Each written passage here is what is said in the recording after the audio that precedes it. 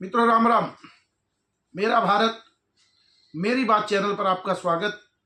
मैं हूं अनिल नागपाल और आज के इस अंक में हम बात करेंगे ऑपरेशन सिंदूर और उसके बाद हुए युद्ध विराम को लेकर, क्योंकि भारत में भी कई प्रकार की चर्चाएं चल रही हैं और पूरे विश्व में, क्योंकि एकदम जो युद्ध पूरी तरह बढ़ना शुरू हुआ था वो एकदम से रुक गया। उसके पीछे के कारण कई होंगे, लेकिन कुछ बातें कि इस युद्ध में क्या खोया भारत ने और क्या पाया।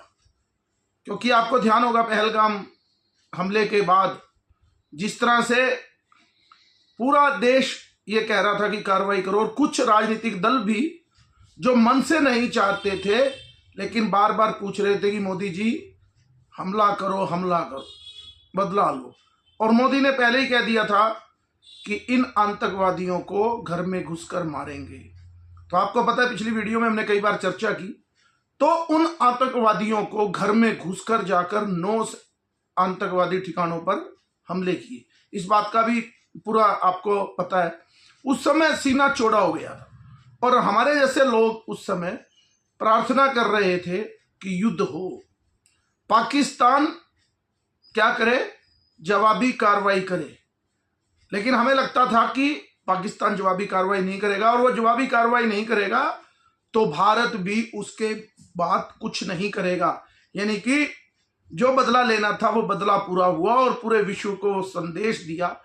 क्योंकि पहले जब भी युद्ध होते, भारत पर आतंकवादी हमले होते थे, पूरे शहरों में दिल्ली, पटना, लखनऊ, वाराणसी, अहमदाबाद, रामेश्वरम और मुंबई हमला, यानी इतने बड़े बड़े हमले हुए, लेकिन भारत ने कभी भी किसी भी प्रकार की कार्रवाई का जवाब नहीं दिया। लेकिन मोदी के आने के बाद हमले एकदम रुके और 3 हमले हुए बड़े, जिसमें कुछ लोगों की जान गई, कुछ सैनिकों का शहीद होना पड़ा। उरी, पुलवामा और पहलगाम, यानी 3 बार जो एकदम प्रखर से जिनकी बात आई, और भारत ने तीनों बार पाकिस्तान को उनके घर में घुसकर उनको मारा। एक बड़ी ताकत भारत बन गया। अब हमें भी उम्मीद थी कि पाकिस्तान करे, लेकिन पाकिस्तान ने जैसे ही कार्रवाई की तो भारत ने जवाबी हमला किया। भारत बार बार कह रहा था कि हम उनके सैनिकों पर अभी पहले बार नहीं किया, लेकिन जब उनका आया तो उन्होंने कहा हमने सिविलियन नहीं मारे। लेकिन जैसे ही उनके ड्रोन आए और हमारे स्वदेशी आकाश जो हमारी मिसाइलें थी, उन्होंने पूरे भारत की रक्षा की उनके ड्रोन और उनकी मिसाइलों से। एक मिसाइल तो उनकी चली और कहां तक, दिल्ली तक जा रही थी, आपने देखा होगा, वो भी मजाक का पात्र बना। सिरसा में आकर गिरी वो मिसाइल और लोग उसको उठाकर ऐसे ले जा रहे हैं जैसे खिलौना हो। यानी एक भी हमला भारत पर पूर्णता नहीं हुआ। और भारत ने जब शुरुआत की तो ऐसी हालत कर दी, पेशावर तक लोग कहने वाले तो पता नहीं क्या क्या कह रहे हैं। और उसके बाद एकदम ट्रंप को बीच में आना पड़ा और डीजीएमओ की जो बात हुई, तो उस विषय को लेकर जो चर्चा है कि एकदम समझौता हुआ। और यहां भारत में जो लोग पहले कह रहे थे मोदी जी बदला लो, मैंने पिछली वीडियो में बताया था, फिर उन्होंने चलाया से टू नो वार, यानी हम कहते हैं कि हमला ना हो, वो अरफा है। और जो वो मीडिया के जो देशद्रोही लोगों के रवीश जैसे चैनल हैं, और जैसे ही वो कहते युद्ध नहीं होना चाहिए, जैसे ही युद्ध रुका उन्होंने फिर चलाया मोदी डर गए।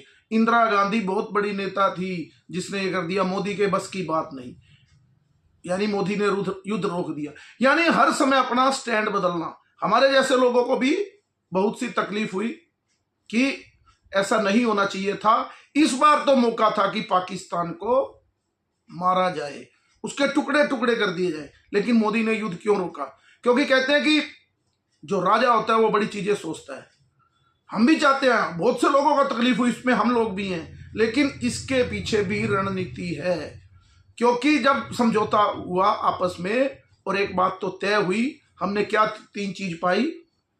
पहला तो एक बात फिर साबित किया कि भारत अब कभी भी कुछ भी घटना घटेगी, क्योंकि भारत ने क्या कहा, एक घोषणा की कि आगे से कोई भी आतंकवादी घटना देश में होगी तो उसको एक्ट ऑफ वार माना जाएगा, यानी सीधी कार्रवाई होगी। और पहले घर में घुस के मारा तो भारत की पूरे विश्व में एक छवि बनी कि भारत नहीं रुकने वाला, घर में घुस के मारता है।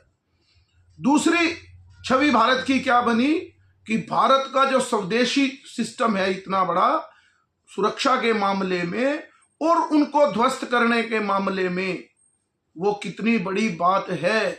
चाइना के और तुर्की की मिसाइलें यहां पर ऐसे घूम रही थी जैसे कोई पटाखे हों, आती हैं ऊपर और नीचे भी गिर गई तो भी नहीं फटी। लेकिन भारत का जो सैन्य सिस्टम है वो बहुत ज्यादा मजबूत है।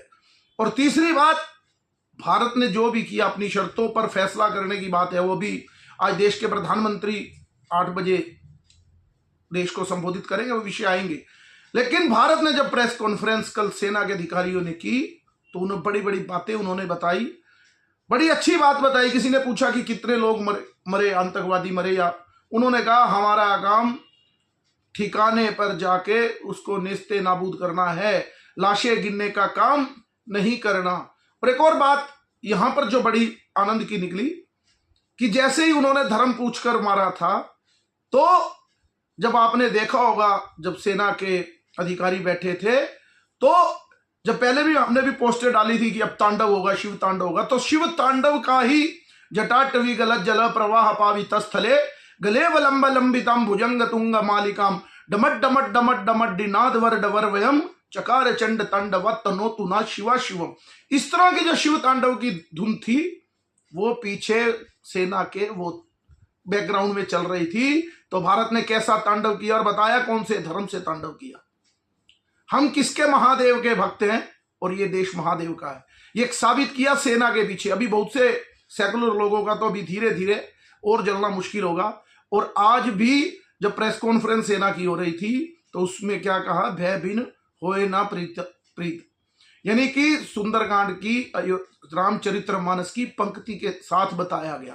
कहने का मतलब भारत ने अपने बारे में बताया। अब बहुत से लोगों को तकलीफ है कि ऐसा युद्ध क्यों रुका, उसके पीछे कई कारण हो सकते हैं, क्योंकि भारत विश्व गुरु है। बहुत से लोग पांव भी पकड़ेंगे, अभय दान देना, अब कहेंगे कि पृथ्वीराज चौहान ने भी दिया तो गलती हुई, होती ही है। लेकिन भारत ने अभी भी उनसे एक बार बताया, क्योंकि भारत ने बार बार कहा जो वो कर रहे हैं हम केवल बदला ले रहे हैं। जैसे ही उन्होंने पांव पकड़े, उनके डीजीएमओ ने, जो टीवी पर दिख रहा है या देखने में आ रहा है, लेकिन बीच में वो ट्रंप के पास गए, ट्रंप ने भारत से बात की कि बख्श दो। अभी तो पता लगेगा कि कुछ आ रहा है, हमें कंफर्म नहीं है कि उनका कुछ रेडिएशन भी परमाणु वाली जगह पे भी हमला कुछ हुआ है, वो बाद में धीरे धीरे पता लगेगी। लेकिन भारत ने अपनी ताकत को सिद्ध किया। और जो देश में एक नैरेटिव युद्ध भारत जीता है, क्योंकि भारत ने कहा था हम घर में घुस के मारेंगे और मारा, उनसे कुछ नहीं बन पड़ा।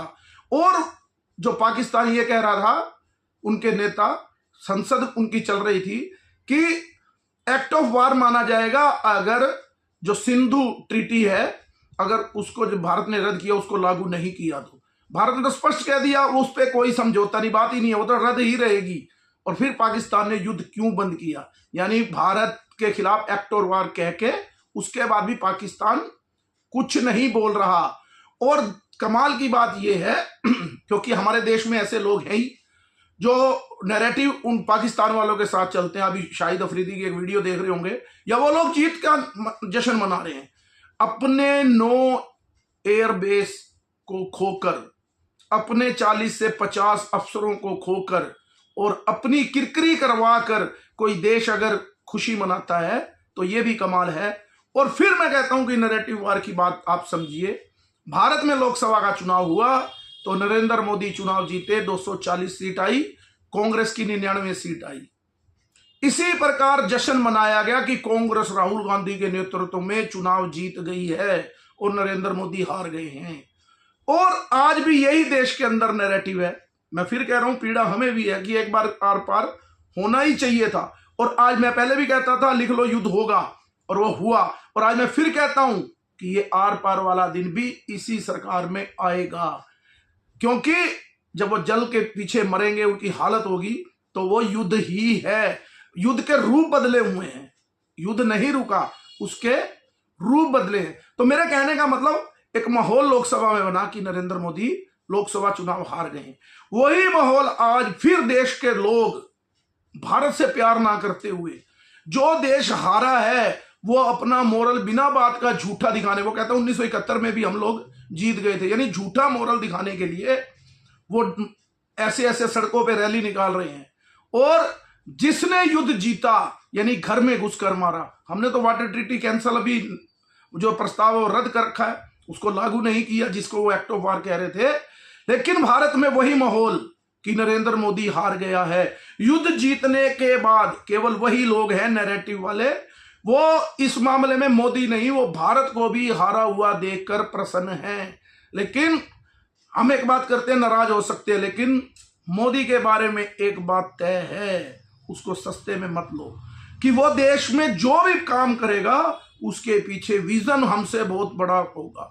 क्योंकि हम जहां तक सोचते हैं वहां, और हमारे सोच कर हमारी सोच कम होती है, खत्म होती है, वहां नरेंद्र मोदी और अमित शाह की सोच शुरू होती है। इसके पीछे भी बहुत बड़ा कारण होगा। लेकिन देश में एक माहौल बनाना शुरू कर दिया, हम लोगों को भी तकलीफ थी। और जो मोदी के असल में कारण क्या है, क्योंकि मोदी से अपेक्षाएं बहुत हैं कि 400 सीट से कमाई तो मोदी की हार है। अगर पूरी तरह पाकिस्तान को जब तक नेस्ते नाबूद नहीं कर देते, अगर उसके अलावा मोदी से छोटी चीज की तो उम्मीद ही नहीं है। नहीं तो आतंकवादी समुद्री रास्ते से आते हैं, 10 आतंकवादी 3-3 दिन 4-4 दिन एक एक जगह ताज होटल और सबको जला के खाक कर देते हैं। सबको पता था कुछ होनी जो नहीं, लोग अखबार पढ़ते थे और फेंक देते थे। आजकल लोग रात को 2-2, 3-3, 4-4 बजे तक टीवी देख रहे थे कि अब मोदी मारेगा, और मार भी रहे थे। लेकिन इस समझौते की उम्मीद लोगों को नहीं थी कि इतनी जल्दी कैसे हो जाएगा। 2 दिन और होते तो पाकिस्तान, उसके पीछे कई कारण होते हैं, क्योंकि हम कोई उस फैसले लेने वाली टीम में नहीं है। लेकिन एक बात इससे तय हो गई कि भारत की सेना, भारत का राजनीतिक व्यक्तित्व बहुत मजबूत है। क्योंकि विश्व गुरु, क्योंकि अगर आप पे कोई माफी मांगने आए और हम भिखमंगे से भी अगर बार बार ये कहें कि छोड़ दी और तेरे साथ नहीं, फिर भी बदला लेंगे, उसको थप्पड़ मारे नंगड़ के साथ, तो वो भी स्थितियां नहीं। अभी पता लगेगा क्या क्या परिस्थितियां हैं। लेकिन एक बात तय है कि पाकिस्तान को इतना भयंकर चोट लगी है कि आप कल्पना नहीं कर सकते। धीरे धीरे जब वो वीडियो आएंगी तो पता लगेगा। लेकिन नैरेटिव वार जो देश के लोग बनाना चाहते हैं कि किसी तरह से ये दिखाया जाए जैसे युद्ध हम हार गए हैं। कहाँ हारे हैं? हमारे यहाँ एक भी उनकी मिसाइल नहीं फूटी और हमने उनके अड्डों को तबाह कर दिया। हमने पहले भी कहा था हम बदला कर रहे हैं। पाकिस्तान ने युद्ध रोकने की प्रार्थना की, उनके डीजीएमओ ने, हमने अभय दान दिया है और स्पष्ट कह दिया। अब क्या होता है, कई बार दुश्मन को मारना हो तो उसको भयभीन हो, यानी भय से ही मारना। अब उनके अंदर एक चिंता लगी रहेगी कि कभी भी भारत में कोई आतंकी हमला होगी, भारत फिर हम पर हमला करेगा। यानी तड़फा तड़फा कर, मुझे लगता है, क्योंकि हम भी चाहते थे कि एकदम फन निकाल दिया जाए, लेकिन मोदी की सोच अलग हो सकती है कि इसको तड़फा तड़फा कर इस देश को मारा जाए। इतनी आसानी से नहीं।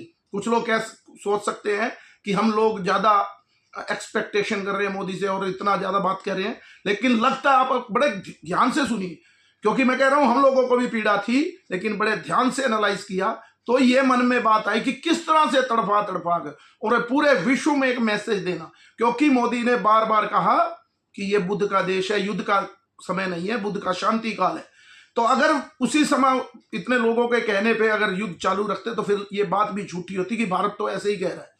तो मान लिया कि दूसरे देशों को भी कि हम छोड़ेंगे नहीं, लेकिन कोई माफी मांगने युद्ध नहीं चाहता तो भारत कभी युद्ध नहीं चाहता। यह भी विश्व गुरु होने का एक अपना एक रिस्पॉन्सिबिलिटी एक बार देने का काम है। और पाकिस्तान की बात तय है, क्योंकि उनकी सेना, उनके आतंकवादी फिर ये हरकतें करे बिना नहीं रहेंगे। और जिस दिन उन्होंने हरकतें की, आप फिर मानिए कि आपको फिर जो आपके अंदर तमन्नाएं हैं फिर वो जागेंगी और भारत और ज्यादा मजबूती से खड़ा होगा।